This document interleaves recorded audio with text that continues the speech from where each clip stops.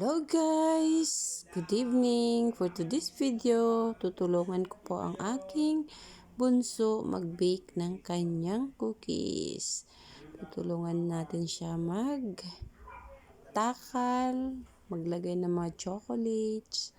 So ngayon, magga-gloves muna tayo bago natin simulan tumulong sa pagtatakal ng kanyang cookies. Ayan, may iba-iba siyang flavor. May matcha, may graham, tsaka may, ano pa ba? May plain siyang flavor. May ubi din siya. Yan, yung tinitimpla niya ay ubi flavor. Yan, nakuha siya ng ubi at minimix niya. Ako naman, nagtatakal na tayo. Yan po ang kanyang takalan. Ang bawat isang piraso ay nasa 1/8 po. Para pantay-pantay ang ating sukat. Tutulungan ko po ang aking anak para mapabilis na kasi mag-8 o'clock na po. Ngayon pa lang kami magsisimula, sigurado. Abutin na naman kami ng alas 11. Yan, marami pa akong itatakal. Naglalagay na po ako ng chocolates para sa chocolate fillings. Kuya chocolate ang ating ilalagay sa loob.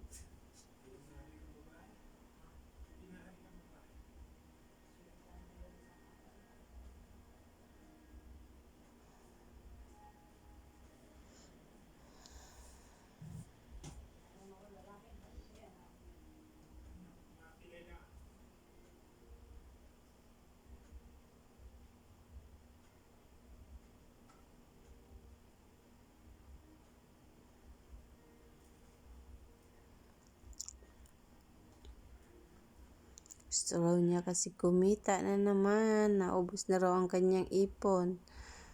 So kaya gusto niya magtinda. Yan, sisimulan na po natin. Nakalagay sa ibabaw, yan po ay palaman sa loob. Nilalagay ko na isa-isa. Naboring na po si Inday, kaya pasayaw-sayaw na at pakanta-kanta.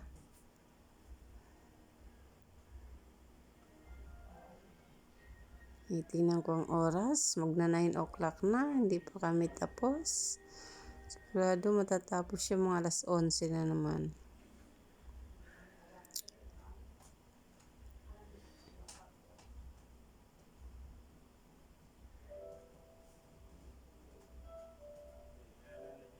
Hindi pa nakakapagsalang si Bunso. Yan, lalagyan na natin ng toppings. Yung oatmeal, plain oatmeal. May choco fillings at choco chips topping. Si Bunso, di na nag-base ng uniform. Naka-PE uniform pa. Para daw hindi maraming labahin. Mamaya na siya magbibihis pagkatapos niya mag-shower.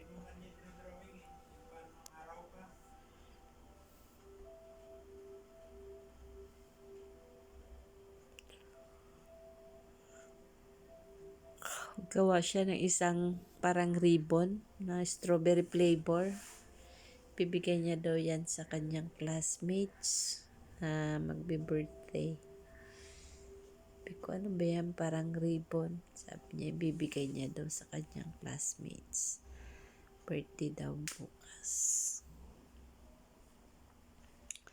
Yan, nakatapos na tayo ng isang tray. Tapos papalamigin muna natin yan sa ref. Yan, pinapalamig muna para magandang pagkaluto. Tapos yan, nakagawa na rin ako ng matcha flavor at saka ubi. Ang ubi, ang toppings niya ay cookies. Tapos yung matcha may 6 pieces na choco chips topping. Ito na po ang unang ginawa natin. Luto na siya. Yan, meron na rin ako nakapack. po yung plain flavor. Sabihin ng plain, hindi siya strawberry, plain na oatmeal lang ang nakalagay. Ayan, naka-oven pa, nakasalang pa ang isang tray sa oven. Habang may nakasalang, magpapak na muna tayo ng iba pa, yung luto na.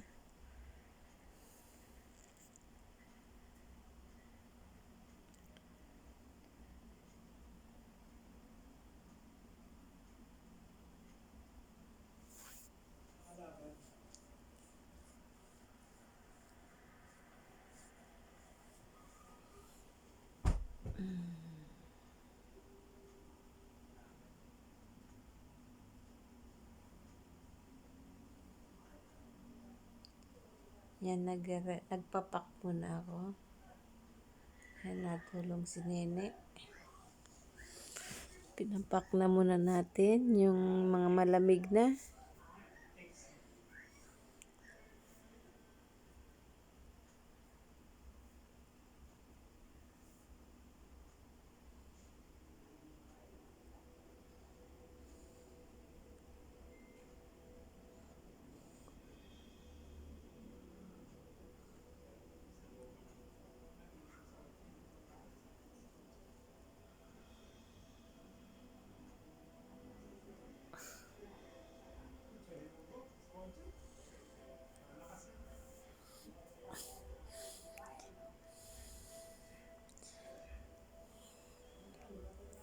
Yan, tapos na natin ibalot yung unang naluto na isang tray.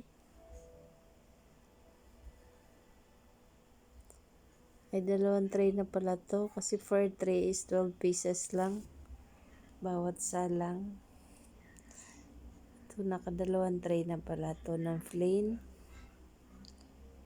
May mga nakasalang pa doon na ubi at matcha flavor, tsaka graham. Ang graham flavor po ay lalagyan niya ng creamy cheese at mangga. Yan. 2 tray na po tayo.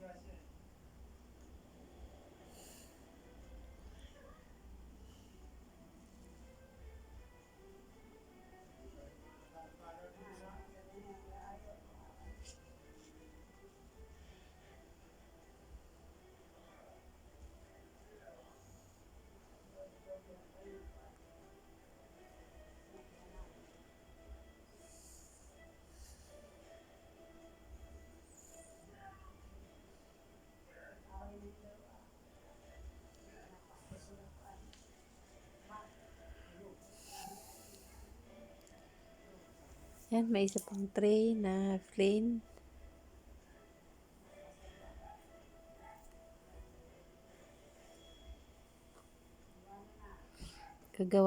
Nagmi-mix pa si Nene ng creamy cheese para panglagay sa toppings graham, ng graham flavor.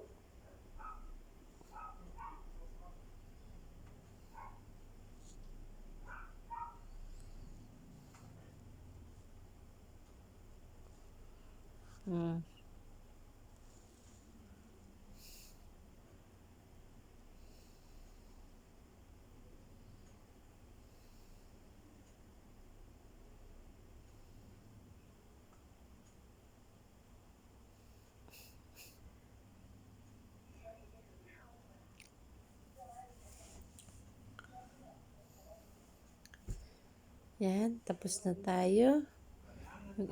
Ibang flavor na lang. Yan, ito na po ang matcha flavor at saka ubi flavor. Ang matcha flavor may choco chips topping. Tapos ang ubi flavor may Oreo sa toppings at choco chips din. Tapos nilagyan natin ng asin kaya nilalagyan na asin para may konting alat, hindi puro tamis ang malalasahan. Ito naman yung manga flavor, ay graham flavor, tapos may cream cheese at manga sa ibabaw. Yan. Yan, okay na po. Na-pack na din po yung graham flavor. Lalagay na natin sa Tupperware para hindi mapitchit yung mangga sa ibabaw.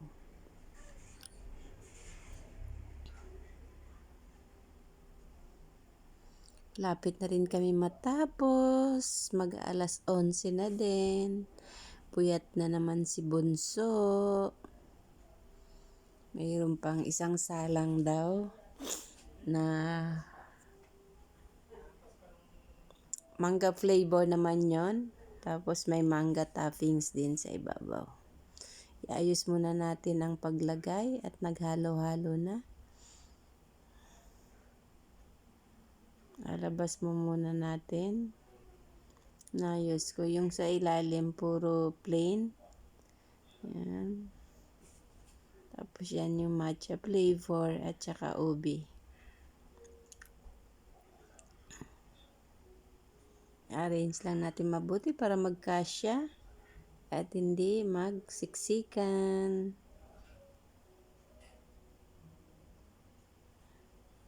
Yan. Okay na. Yun lang guys. Thank you so much for watching. Okay na po tayo. Good night everyone. God bless you all. Bye-bye.